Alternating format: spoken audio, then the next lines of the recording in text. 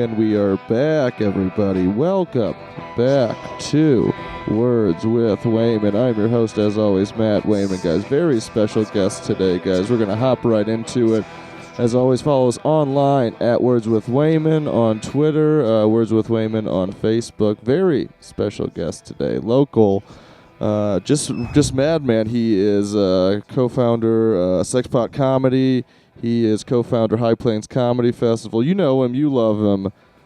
Andy Juett, everybody. Thank you so much for coming out. Thank you for having me and your wonderful establishment that I effervesced about like a can of ginger ale recently opened. I appreciate that. Your place is beautiful. It's a great place. My girlfriend decorated it all. I just get the pleasure of living here. I own about 3 of these things. I own the futon you're sitting on, and that's pretty much about it. She owns. The energy is great. Yeah, the decor is great. I feel looser. Previous to walking in, and it's gorgeous outside. This light is hitting your face fantastically, so that could just be said about the windows and the lighting in Cap Hill. Oh, man. You can take a lot of selfies in front of those windows. Which is what we've been doing. I almost fell out last week, but I got a selfie stick. I feel like I'm okay now. That's like the first death related to a selfie. I want to be number one. Oh, he was too close to the window, so he used a selfie stick by the window to get quality eye shots, and then he just leaned forward, and that selfie stick pushed through the glass, and he was done. That was his life. He was the founder of the selfie stick, died using his own selfie stick. Too hardcore. They would sell way more selfie sticks if that's how the selfie stick guy died. And then that came out. It worked for Segways. Whoa. The rumor worked for Segways at that point. I wanted to have you on this podcast because you're like one of those guys, too. I feel like in the comedy scene, just like a really, really good promoter. You do a lot of the stuff that you want to do, and you get these big ideas and put on these giant shows that are hard to put on, and then a lot of people can't put on. And it's this different thing from somebody that is just like just a stand-up or just one piece of this puzzle. Sure, yeah. I kind of had to start in comedy a little different way because, as is referenced in my terrible act, the last day of my freshman year at Boston College, I got my freshman girlfriend pregnant. Oh, okay. And so I was married for 10 years. I have old kids. Yeah. And great marriage, all that stuff, just not married anymore. Of course. That's the way it goes. So in the context of that, my first, 10 years after freshman year of college were pretty much devoted entirely to family stuff and making. Oh, yeah, I'm sure. Not getting that experience that a lot of people. For my life. Mm-hmm. Yeah. Did you? Where'd you grow up as a child? As a young boy man? Yeah. I was born in Washington D.C., but we moved to Michigan when I was 2. Okay. My whole family's from Michigan. My mom had just moved there. They just wanted to move back to family. Yeah. My mom and bio dad broke up. Okay. Went back to Michigan. Yeah. And so forth. So I grew up in Michigan, outside Detroit, at 15 Mile, not at 8 Mile. So that's what you're like, a decent rapper. You're not like the best rapper, that's but right. you're still pretty good. I'm like a guy that can be hired for like C-level corporate functions. Just because you keep it Christian, like you keep the rap Christian. I keep it tasteful, and everyone has a pleasant time. There's never any outbursts of any real emotion one way or the other. Everyone, it's like a transaction, and everyone has a pleasant night, and it's like then you go back to your life. We don't solve any issues, but we do talk about Jesus. Absolutely. Here's some team building bullet points from this PowerPoint I'd like to reference. Thanks for coming out to the Crown Plaza, Glenarm. You know what I think this needs? A little hip hop.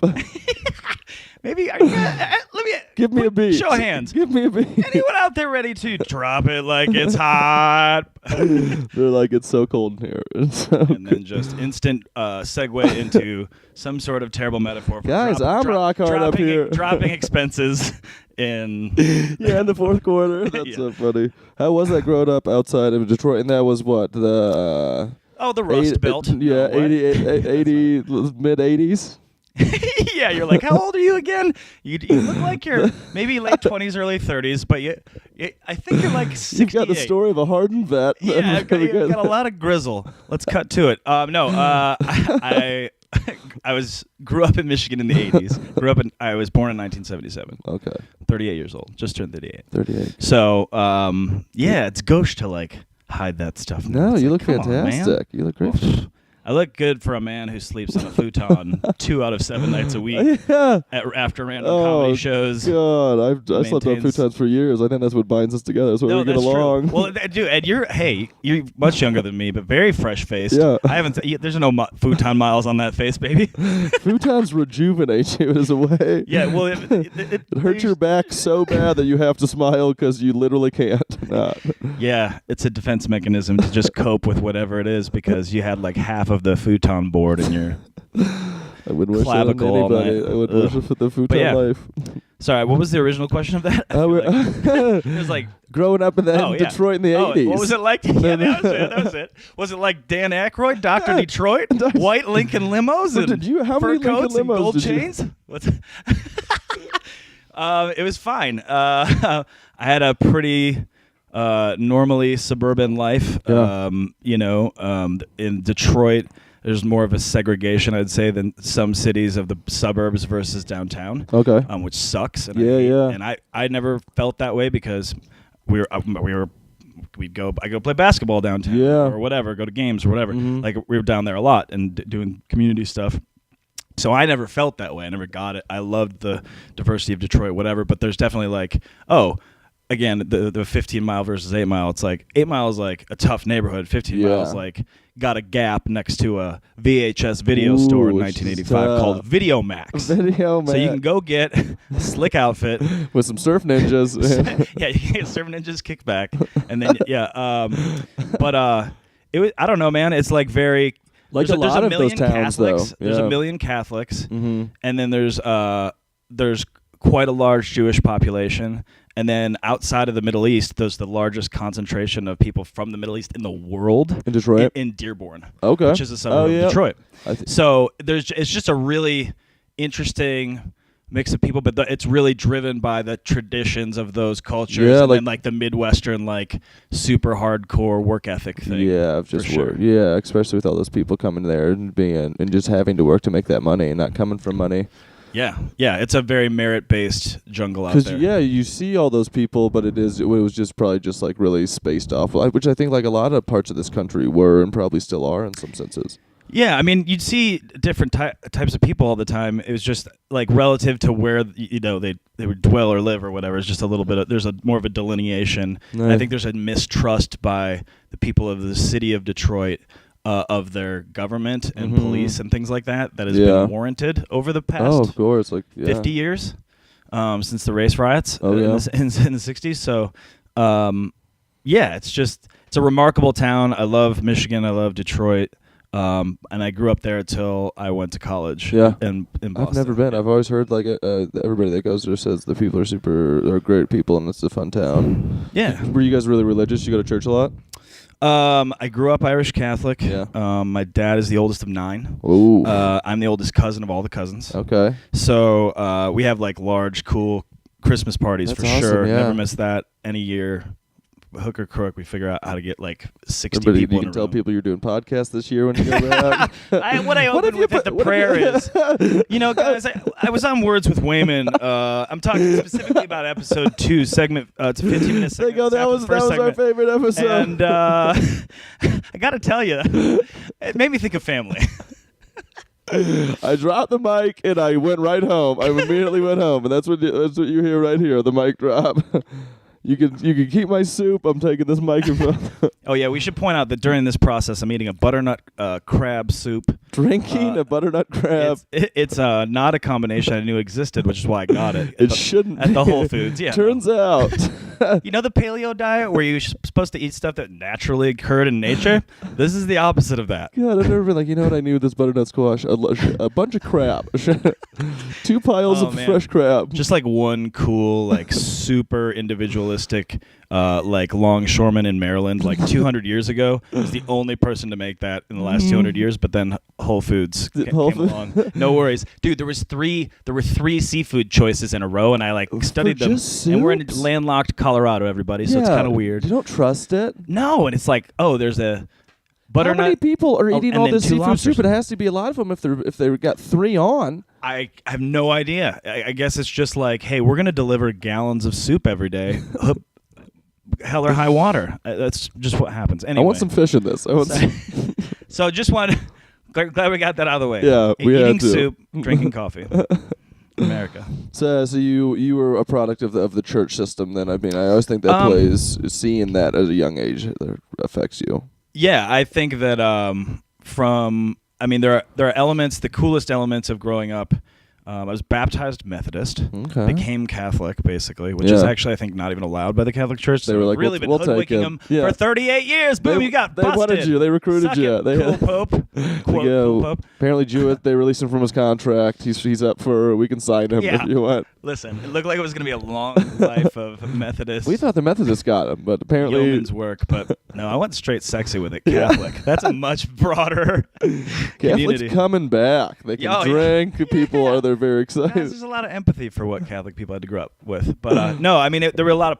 The best part of that was like the social justice element. Mm-hmm. So there were a lot of things that in the city of Detroit or in our community that were like spearheaded by that. Yeah. There's a real sense that guided or misguided, and there's a spectrum, right? That a lot of the people that put their kids through the Catholic schools in Detroit in particular were very like good people, and that was from a not like that's I'm saying it like it's surprising, but I mean, you know what I mean? like I just like they purposely would save up their money so that their kid could go to Brother Rice High School. Thinking that's going to be like their ticket to take them a little bit higher than they went, you know what I mean? From, Absolutely. Middle to a little upper middle class or whatever. Yeah. I mean, it's a very educated state. Yeah. So the goal of steady job, best academics and sports and extracurriculars. I send my kid to college, and then they go get a degree. Like that is a thing that's imbued. There's a lot system, of trade shit there too because of the industry, but but yeah, probably some mistrust with that too after, like kind of the car industry moved out in a ways and kind of hurt the city too. Oh yeah, well I mean all the my dad is somewhat in that industry, and like when the stock market crashed in Japan in the 90s, literally all the auto jobs went away. Yeah. So, or not all, literally. It's not literally. No, it's pretty close. There's 3 guys that work on one car still. But yeah, it changed everything. Oh, I'm sure. I mean, that's just so much. I mean, the economy of the city just basically being ripped out from underneath a lot of people. And it's like, what do you do after that? Yeah, and now there's all this crazy raging investment in it, which is super dope. Going back to this, any place you're going to get like a full city like that when it's so cheap, Yeah, I mean, Dan Gilbert, the guy who owns the Cavaliers, and the guy who owns Quicken Loans. Okay. He moved the headquarters of Quicken Loans to downtown Detroit. Good for him. Because it was such a great business decision, number one. But he subsidizes all of their living if they live in the city of Detroit. Like, there's a aggressive series of investors, I think, that are swooping back in as fast as possible. There's thousands. They're going to be the ones making the insane profits, though. That's what it is when it goes 3, 4, 5, 600. There's people I know they were selling they were selling that skyscraper for like $6 million at one point or something, and they sold like 5,000 plots of land for like 1.8 for like $10 million or something, like crazy. Totally. Stuff that any city, I feel like St. Louis is kind of like the way where when I was like kind of coming up, it was just like bombed out and everything was done. And then now it's that resurgence too, maybe just like a couple years behind Detroit, right? It's like it just takes a while for different cities to go through different cycles. Yeah, you're totally right. And there's a very corrupt series of mayors in Detroit. Well, fill in the blank. It's a Mad Libs, right? Yeah. What city doesn't have corrupt, awful mayors? Yeah, you got to be. But Detroit was bad, really bad. Like the last guy, Kwame Kilpatrick, stole millions of dollars and had Gronk party buses and fur coats for his boys, and it's like I think just got out of jail because he ratted everybody out. Oh, I'm sure he did. But like he got like 1 million years worth of thing, and he had pleaded down to bust everyone. Dude, that's the thing. So and he's like somewhere being a minister or something. No respect for that man. Yeah. So then you were like, I'm out of here. I got to go down to. I'm going down to Boston, going to college. I went to all boys Catholic high school. Yeah, I did as well. After going to public grade school and that must have been a bummer. And it was cool. It was just radically different. Yeah. It's a very suppressed thing relative to, interacting with girls when you're with 800 dudes every day. Just talking about whatever. But yeah, girls. It's a Catholic school, and a guy that was a year older than me, was somewhat of a mentor, went to BC, Boston College, and I went to visit him, and I was like, oh, wait, I could stay in any of the cool respectable universities in the Midwest and have like gray winters and whatever, and just like Boston, or I could go to Boston and just have like a crazy adventure. Yeah. So I did that. That's awesome. And then Got real aggressive. Got super aggressive. Oh, dude.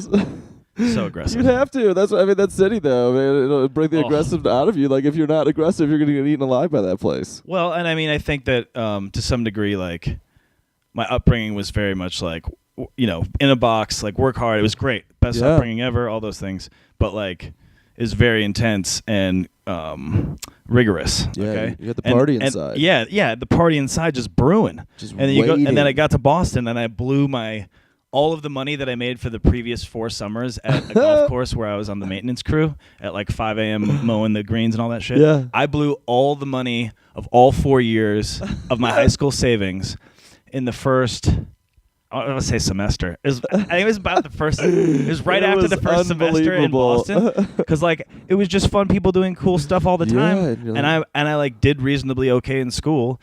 And like, so I studied less and like skated by and got crummy grades and like had the time of my life. Yeah, which is what you should do, man. That's what college is all about. Yeah. So I remember like my dad being like, these are going to be the greatest years of your life. And I'm like, holy fuck. My dad doesn't say stuff like that very often. I didn't know he felt feelings. This is, yeah, right. But this is, he goes, these are going to be the greatest years of your life. And just, I could feel the truth in his voice. But like the jealousy too. Right. Maybe a little. And I'm sure I'm like going to say the same thing to my kids. Just don't do anything as stupid as me. Yeah. But yeah. So I went bananas, had my daughter, and then had some choices. Had to go to Seattle for a while. Went to school in Seattle for a year because my ex is from Seattle. Oh, okay. And then finished at Michigan State. Nice. In the advertising department. Nice. Yeah, you seem like president of the MSU Advertising Association. No big deal. Okay, this is my life. Once I had Jane, my daughter, had to flip the script real fast. Oh, I'm sure you got to get business. You know, top of my class, all that worked, whatever, because I was like on it. Like, and I just didn't go out, nothing. It was an apartment 30 minutes outside of Lansing, Michigan that we commute to. Jesus. In a fucking it was a nice little place. Yeah. But it was pretty isolating. Yeah, I'm sure. And it's a lot too. It's a lot of pressure, I'm sure. Yeah, so I was raising a family at 20 in the hinterlands and just like grinding hard all the time. My life now, which is the grind, which is what we're going to get into in the second episode. My God. Perfect ending. I feel like we started off with it. We went back. We came around and a touch forward. We're got some great stuff to talk about on the part 2. You want to give out your social media stuff? Give some plugs for all the peeps out there that want to hit you up? That sounds great. On every platform, it's just my name, Andy Juett, and my last name is Juett. But it's at Andy Juett on Instagram, Twitter, all that stuff. Snapchat, hit me up with some snappies. He loves the Snapchat. I love to do terrible snaps. He's a tatter snap. I actually don't love it. It's just an empty hole to perform into. Yeah, that is. And or to do anything. Yeah, so Sexpot Comedy. At Sexpot Comedy for all that, and then like us on Facebook, all that stuff for Sexpot Comedy. Go to the website, sexpotcomedy.com. Check out the website, people. You heard it here first. So many podcasts on there. My voice is on there somewhere. I know that. Yep. Guys, thank you all so much for listening to part 1. We will be back shortly with part 2.